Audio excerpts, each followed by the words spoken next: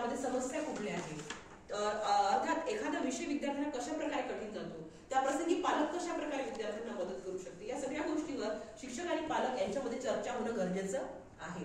आणि समुपदेशन आणि मार्गदर्शन याच्या माध्यमातून नक्कीच शिक्षक आणि पालकांना विद्यार्थ्यांच्या विकासासाठी मदत होणार आहे. त्यानंतर बघा, शालेय स्तरावरील मार्गदर्शन व समुपदेशन.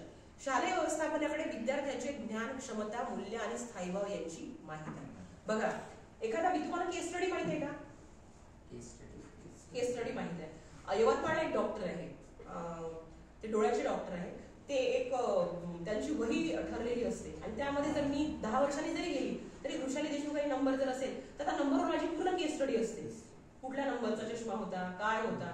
आणि होमिओपॅथी डॉक्टरांकडे सुद्धा अशी केस स्टडी आपली असते, बरोबर आहे. अशी केस स्टडी आपल्या प्रत्येकाजवळ पाहिजे. का बरं? कारण आपल्या वर्तनाचा कार्यकारण संबंध तो जोडता यावा, विद्यार्थ्यांच्या वर्तनाचा कार्यकारण संबंध जोडता यावा. नेमकी त्याची जी वागणूक आहे, वर्तन आहे, ते नेमकं का घडतंय हे शिक्षकांना समजून घेणं गरजेचं आहे. कारण आपण सगळ्यात मोठे डॉक्टर आहोत. कारण विद्यार्थी असा का वागतोय त्याच्या मागचं कार्यकारण समजून घेऊन त्याच्यावर उपाय करणं फार मोठी जबाबदारी शिक्षकांवर आहे. आणि म्हणून शालेय व्यवस्थापनाकडे विद्यार्थ्याचे ज्ञान कुठले आहे, त्याच्या क्षमता कुठल्या आहे, त्याचे स्ट्रेंथ कुठले आहे, त्याचे विकनेस कुठले आहे, त्याचे मूल्य कुठले आहे आणि त्याचा स्थायीभाव कोणता आहे हा शिक्षकांना माहित असणं गरजेचं आहे.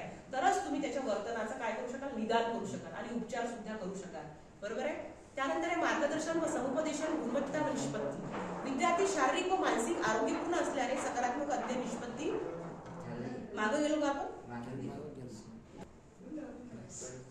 आयसीटीचा अध्ययन अध्यापनामध्ये वापर होतोय का? तुम्हाला होतोय का वापर? आयसीटी गरज आहे का आयसीटीची? बरं का आहे?